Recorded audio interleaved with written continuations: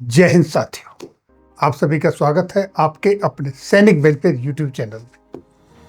दोस्तों, कल मैंने एक सांसद जी को राज्यसभा में स्पीच देते हुए सुना।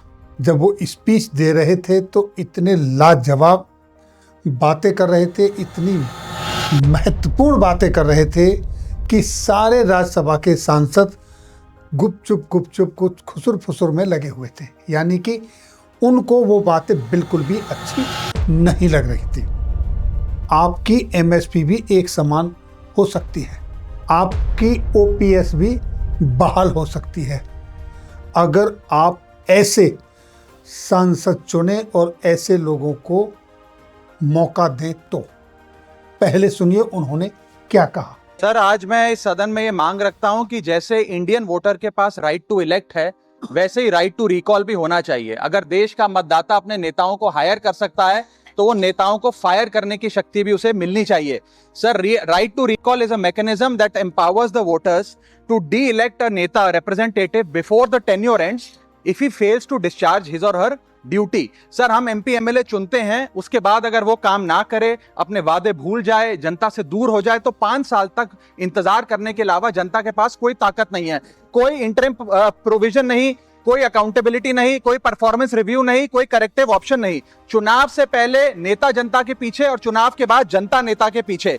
और सर, 5 साल is too long a period in this day and age. अगर एक गलत फैसला गलत नेता को चुनने का लिया तो लाखों लोगों का भविष्य अंधकार में जाता है और पूरा क्षेत्र पीछे जाता है। Sir, we can trust our voters to elect. हमें अपने मतदाता पे विश्वास करना चाहिए कि वो अपनी गलती बदल नहीं सकेंगे राइट टू रिकॉल की ताकत से।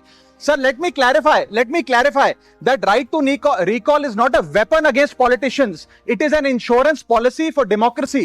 और भारत के संविधान में जब आप राष्ट्रपति को इंपीच कर सकते हैं टेन्योर के दौरान, उपराष्ट्रपति को हटाने का प्रावधान है, जजों को इंपीच करने के लिए प्रोसेस लेट डाउन है, यहां तक कि रूलिंग गवर्नमेंट के खिलाफ नो कॉन्फिडेंस मोशन लाकर आप सरकार बर्खास्त कर सकते हैं। तो एमपी एमएलए अगर आपका नॉन परफॉर्मिंग है तो उसको हटाने के लिए क्यों नहीं राइट टू रिकॉल मतदाता को देना चाहिए।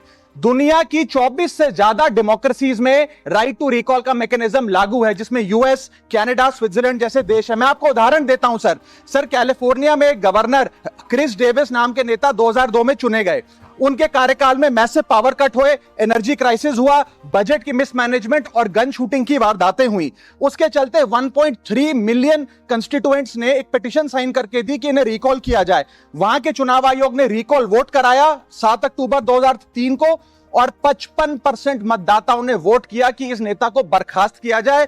ग्रे डेविस को हटाया गया और आर्नल्ड श्वार्ज़नेगर को वहां पे गवर्नर बनाया गया। सर, मैं बता दूं कि हिंदुस्तान में भी इसका प्रेसिडेंट है।